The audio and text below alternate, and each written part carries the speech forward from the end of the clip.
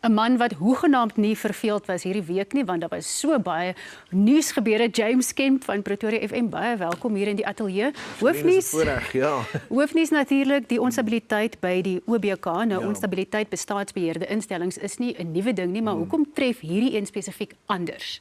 Wat belangrik is om hier te noem is dat die OBK is verantwoordelik vir duisende miljarde rand van staatspensioenfondse. So met ander woorde, persone wat tans werk in die staatsdiens of dan voorheen gewerk het in die staatsdiens, dis hulle pensioengeld wat hier ter sprake is. En ons moet dalk net vinnig noem, in hierdie stadium is die skorsing van die uitvoerende hoof en dat die skorsing nou verband hou met 'n ondersoek wat moet plaasvind na afloop van 'n fluitjieblaser verslag. Die verslag wat weer eens nou aansluit by vraagtekens oor transaksies by lughawe. So ek dink dit is belangrik ook net vir die staatsdienspensionaris om te besef hier's 'n ondersoek wat nou moet plaasvind, wat nou oor 'n tydperk gaan plaasvind, maar inderdaad vraagtekens onstabiliteit wat in die stadium by die OBK voorkom. So wat ek nou hoor jy sê is dat staatsdienspensionarisse moet nie nou al bekommerd of angstig raak of snaakse goed probeer doen nie. Hulle moet nou net eers wag dat die proses sy gang gaan. Hier is 'n proses wat sy gang moet gaan. As deel van die OBK se beleid oor die hantering van fluitjieblaser verslae is dan dat daar ruimte geskep word vir 'n behoorlike ondersoek en daarom ook dan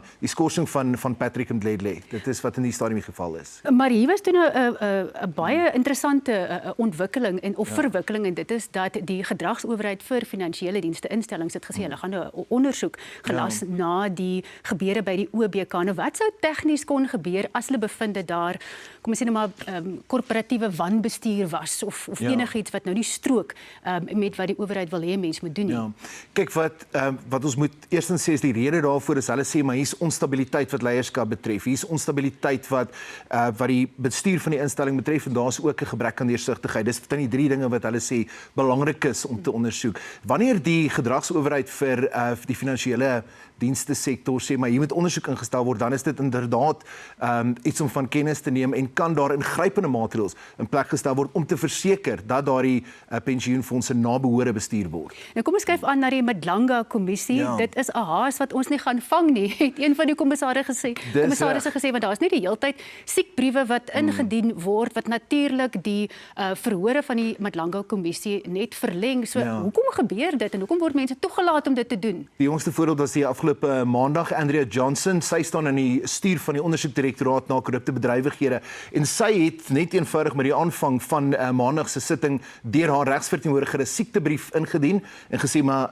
wat dan aanvoer dat sy nie geskik is om voor die Madlanga kommissie te verskyn nie. Wat toe nou daarmee saam gebeur het is dat daar 'n kookpunt, 'n breekpunt eintlik bereik is deur die kommissarisse by die Madlanga kommissie, regter Madlanga self ook wat sy ongelukkigheid uitgespreek het en gesê het maar ons gaan voortaan dokters begin dagvaar om te kom verduidelik waarom hierdie getuies nie kan verskyn nie. Charlene, is belangrik om te onthou dat daar is 147 miljoen rand aanvanklik begroot vir die Madlanga kommissie. Teen Maart maand was daar reeds 100 miljoen rand oorspandeer op daardie oorspronklike bedrag en hierdie uitstalle, hierdie siekbriewe wat daartoe lei dat daar net verder en verdere uitstel plaasvind. So hierdie siekbriewe het natuurlik dan uiteindelike invloed op die belastingbetaler se sak. Dis die eintlike punt wat ons moet maak, maar ons het nou ongelukkig nie verder tyd hiervoor nie. James, baie dankie dat jy kom kuier het vandag en baie sterkte, maar ek dink dit gaan 'n rowwe nuusweek wees vir jou.